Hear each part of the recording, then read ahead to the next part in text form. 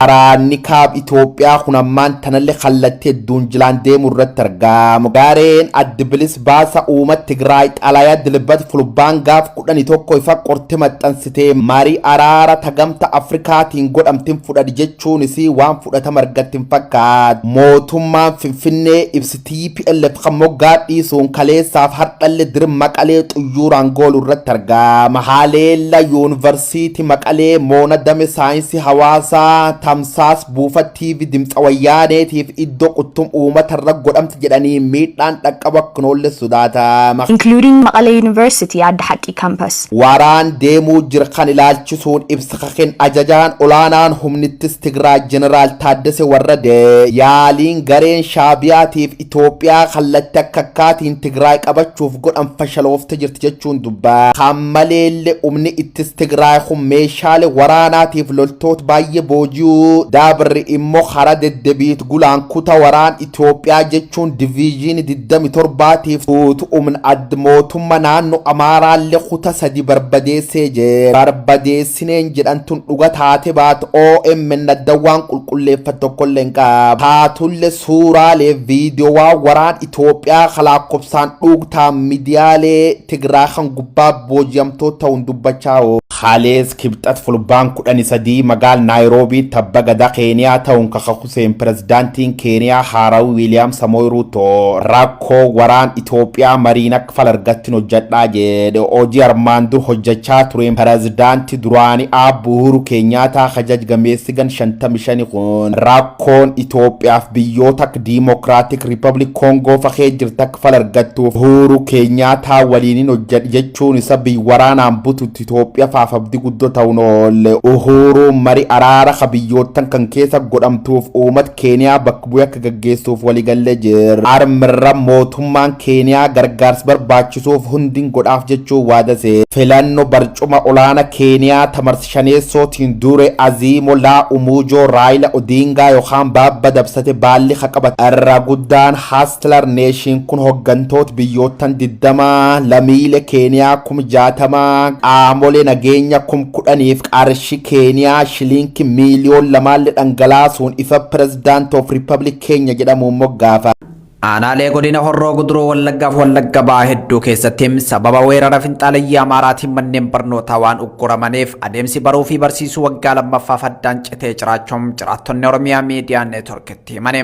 Gandoota baadiyyaa humnoota finxaaleyyii Amaaraaf shororkeessitoota faannootiin qabaman hedduu keessa kan buqqaafaman hawaasni Oromoo bakka baqatanii buufata taasifatanii jiran hedduu keessattis mootummaarraa beekamtii waan dhabaniif ijoollee ofii barsiifachuuf illee akka dhoowwaman dubbatu. Anaamuruu ganda humna finxaaleyyii Amaaraatiin qabaman keessam jiraattonni 100,000tti tilmaamaman yoo buqqaafaman magaalaa Oborraa fi Agamsaa buufatanii jiraatanis bakka buufata isaaniitti sababa jiraattota gandichaa miti jedhuun ijoollee ofii barsiifachuu hin dandeenye jedhu.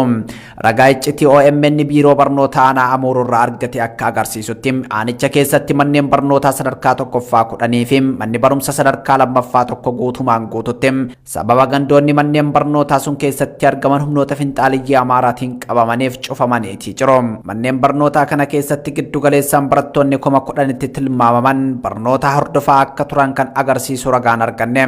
Aanaa Amuuruu keessatti qofa barattoonni 10,000 ol bara 2014 barnoota utuu hin hordofin dabarsaniiti jiru. Yeroo ammaa kanas bara barnootaa 2014tti gandoonni aanaa Amuuruu 16 humnoota kanaan qabamanii waan jiraniif adeemsi baruu fi barsiisuu gandoota kana keessatti bakkatti deebi'uu akka hin dandeenye odeeffannoon keessa beektotaa fi ragaan biiroo barnoota aanaa Amuururraa arganne ni mul'isa. Lubbuun uummata keenyaa iyyuu jireenyaaf jireenya gadadoo gidduudha kan inni jiru eenyu dhugaadha. Manneen barnootaa waggaa 2014 guutummaatti siin jechuu danda'a. Fakkeenyaaf mana barumsaa Wanni Shaakittaa, mana barumsaa Lalistuu Shaakittaa, mana barumsaa Biqiltuu Doobban, mana barumsaa Yaayyaa Xobbee, mana barumsaa Cidhattii Gabaa Amusii.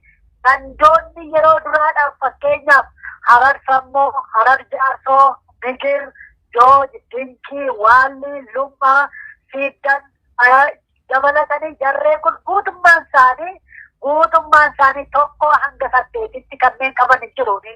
Guutummaan isaanii barnoota waggaa tokkoof guutuudha kan isaanii baratanii. Hawaasni gandoota baadiyyaarraa haleellaa finxaaleyyii Amaaraatiin buqqaafaman bakka buufatanii jiranitti illee daa'imman isaanii gara barnootaatti akka deebi'aniif fedhii qabaatanis mootummaan yeroo gabaabaatti bakka irraa buqqaatanitti isin deebisna jechuun barattoonni akka hin galmoofne dhorkuunadha. Egeree daa'immaniif jedhee haala barumsaa waan mijeessee hin qabu jedhu. Mana barumsa lalistuu Shaakittaa jedhamuttiin barsiisaa ta'uu isaa kan himu maddi OMN tokko hojii dhaabanii erga gara qe'eetti deebanii waggaa lammaffaa ta'uu isaa dubbata. Akka namni kun jedhutti barattoonni 1,100tti tilmaamaman mana barumsa inni barsiisutti keessummeeffamaa turaniitii jiru. Amma garuu sababa maatiin barattoota humnoota finxaalayyaa Amaaraatiin buqqaafamaniif barsiisonnis ta'ee barataan mooraa mana barumsaa san keessa hin jiru jedha. Namni barumsaan akka waliigalaatti buqqaanii jiran kana waliigalatti 1-4 1-8 jiran kuusumaa guutuu duulnyaamatti yookaan immoo akka waliigalaatti cufaa ba'e. Bara 2014 kanatti cufaa ba'een daa'imman illee osoo baratiin guutummaa guutuutti lafa ba'anii dhorkamanii qaama biyya bulchu kanaan dhorkamanii. Kanaaf buufataalee fayyaa kanneen akka buufataan fayyaa fi kiliinikoonni gandoota irra jiran guutummaa guutuutti gandoota kana keessa kan jiran illee cufaadha. Garuu gandoota guutummaa guutuutti waggaa oliif buqqaan keessaatiin gandoonni 16 irri caalaan isaanii jechuudha. Gandoota 16 guutummaa guutuutti duwwaa jiran lafti suni lafa oomisha gaarii qabudha. Lafa oomisha albuuda guddaa yookaan immoo dinagdee akka godina Horroo Guduruu Wallaggaatti bu'aa guddaa kan irraa argamudha. Aanaa Amuuruu keessa gandoonni adeemsa baruu fi barsiisuu walitti fufiinsaan geggeessaa jiran magaalaa Gamsaa fi Obarraa qofa ta'uu kan ibsu maddi OMN bakkeewwan kanattis hawaasni aanichaa ganna kana finxaaleyyeen rukutamanii qe'eef qabeenya ofiirraa buqqaafaman hedduun manneen barumsaa keessa qubsiifamanii waan jiraniif karoorri mootummaa maal akka ta'e hanga ammaatti ifaa miti jedha. Haaluma wal fakkaatuun aanaa Kiiraamuu magaalaa Haroo fi Horroo Bulluq keessattis manneen barnootaa 13 sababa weerara finxaaleyyii Amaaraatiin cufamanii jiru. Dabalataan buqqaatonni qe'eef qabeenya ofiirraa buqqaafaman bakka buufataallee dhabanii rakkoo keessa jiraachuuf hanqina misoomaawwan bu'uuraatiin hubaatii ulfaataa jalatti kufanii jiraachuus maddeen ibsaniitii jiru. Abbaa Gadaa Boorana 70 lammeessoo ta'uun baalli ka fudhate dooriin boru guyyoo boruun godiin Boorana aana areero arda jila ol gabaasii jilbuttee tabaati tokkoliif jilachaa turte nagaan xummurti jedhani. Abbaa Gadaa Boorana 71 keessoo hammaan tana jechuun kura jaarso kurarra baalli fudhachuuf kajir ilmi boruu madgalma guyyoon jilmurteessitu ce'umsu dooroom irra gargadoomaa godhamti jilachaa turje. Akka miseensoti ayyoota Gada Oromoo Boorana jedhani duub jilbuttee jechuun jilyaayii doorii meesha aanan itti naqam guddayya butte jedham galma bahormu buttaa dhaabuun achitti aanan ganamaaf galgal itti dhibaafachuu yookaan irreeffachuun jilata. Aanan buttee dhibaafataman kun gaaf butteen guutte lafir dhangalaa yeroon gadoom gogeessisuni quufa yeroo nageenyaatiif gammachuu akkasumallee yeroo badhaadhinna akka taatuuf awwi kadhanna waaqaatiin mirkaneessuu je. Jilti butte dhaabuu tunduu baatii yookaan ji tokkoon dur aana areero arda jila ol gabaasi qubattee jedhaan. Jaalaqab jilbutteetiif haalli arda jila kan itti qubatan galmi fiixe dooriitiif galma abbaa hormu buttaa ijaaruun butte dhaabuun sirbi dooromaatiif sirbi moona qara guyyoottan 8tiif walfaan sirbuun akka taatfa jaarroleen Boorana dubbaa. Butte yookaan meesha aananii tan iddoon itti dhaaban galma keessa gar moona hormu buttaatti alaggad baasuun ta'uu akka qabdufaa dubbataa. Achiin duub sirbi moona tana guyyoottan 8tiif sirba jildhawaaf dhibaayyuu jila. Dhibaayyuu jechuun Booranatti irreechi Oromoo kanaan garagarummaa guddoon qaba.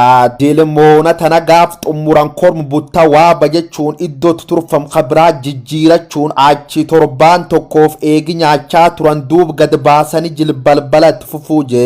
Womtaa teefu duub jilti baati tokkoof jilatamaa turtu kunam xumuramuu yaayi doorii duraanii iddoo tokko walfaan ardaalee jila akka jilgooro gadoomaa gaggeessuun aadaa Oromoo kan harka qabaa je. Namooti hedduun nagaan akka buufuuf waata jiru mata dure gabaas barruu miidiyaa Ameerikaa ka torbaan kana ture. Bara 2014 ka torbaan dabxee xumuram kan qof keessa paarlamaan biyyattii $1 biiliyoon 1.7 waraanaaf ramad jedha Associated Press. Qaala'insi jireenyaa ugguri sochi maallaq biyyoota alaatiif liqee waliin ta'uun diinagdee biyyattii qora jiran jechuun reeqaan maleellee hongeef weerari COVID-19 jiruuf jireenya uummata Itoophiyaa gaagaa jiraachuu ka dubbatan jaarmiyaaleen qarqaarsa namoomaa Itoophiyaatti uummati miiliyoon 22 dhiyaatu qarqaarsa nama barbaadu jechuun